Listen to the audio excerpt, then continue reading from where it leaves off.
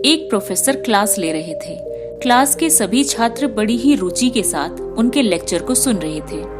उनके पूछे गए सवालों के जवाब दे रहे थे। लेकिन उन छात्रों के बीच क्लास में एक छात्र ऐसा भी था जो चुपचाप और गुमसुम बैठा हुआ था। प्रोफेसर ने पहले ही दिन उस छात्र को नोटिस कर लिया था, लेकिन कुछ बोले नहीं। जब 4-5 दिन तक ऐसा ही चला तो उन्होंने उस छात्र को क्लास के बाद अपने केबिन में बुलवाया और पूछा, तुम हर समय उदास रहते हो, क्लास में अकेले और चुपचाप बैठे रहते हो, लेक्चर पर भी ध्यान नहीं देते, क्या बात है, कुछ परेशानी है? सर, वो छात्र कुछ हिचकिचाते हुए बोला, मेरे अतीत में कुछ ऐसा हुआ है जिसकी वजह से मैं परेशान रहता हूँ, समझ नहीं आता क्या करूँ।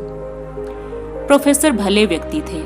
उन्होंने उस छात्र को शाम को अपने घर पर बुलवाया। शाम को जब छात्र प्रोफेसर के घर पहुंचा तो प्रोफेसर ने उसे अंदर बुलाकर बैठाया, फिर स्वयं किचन में चले गए और शिकंजी बनाने लगे। उन्होंने जानबूझकर शिकंजी में ज्यादा नमक डाल दिया। फिर किचन से बाहर आकर शिकंजी का गिलास छात्र को देकर कहा, ये लो, शिकंजी पियो।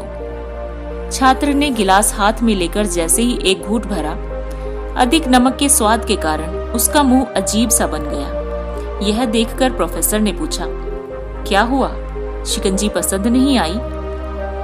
नहीं सर, ऐसी बात नहीं है, बस शिकंजी में नमक थोड़ा ज्यादा है, छात्र बोला। अरे, अब तो ये बेकार हो गई, लाओ गिलास मुझे दो, मैं इसे फेंक देता हूँ। प्रोफेसर ने छात्र से गिलास लेने के लिए अपना हाथ बढ़ाया, लेकिन छात्र ने मना करते हुए कहा, नहीं सर, बस नमक ही तो ज्यादा है, थोड़ी चीनी और मिलाएंगे तो स्वाद ठीक हो जाएगा।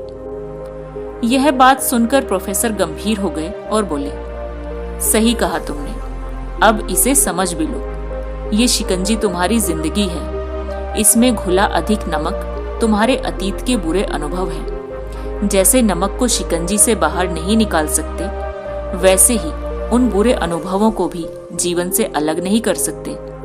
वे बुरे अनुभव भी जीवन का हिस्सा ही हैं। लेकिन जिस तरह हम चीनी घोलकर शिकंजी का स्वाद बदल सकते हैं, वैसे ही बुरे अनुभवों को भूलने के लिए जीवन में मिठास तो घोलनी पड़ेगी ना। इसलिए मैं चाहता हूँ कि तुम अब अपने जीवन में मिठास घोलो। प्रोफेसर की बात वह छात्र समझ गया और उसने निश्चय किया कि अब वह बीती बातों से परेशान नहीं होगा।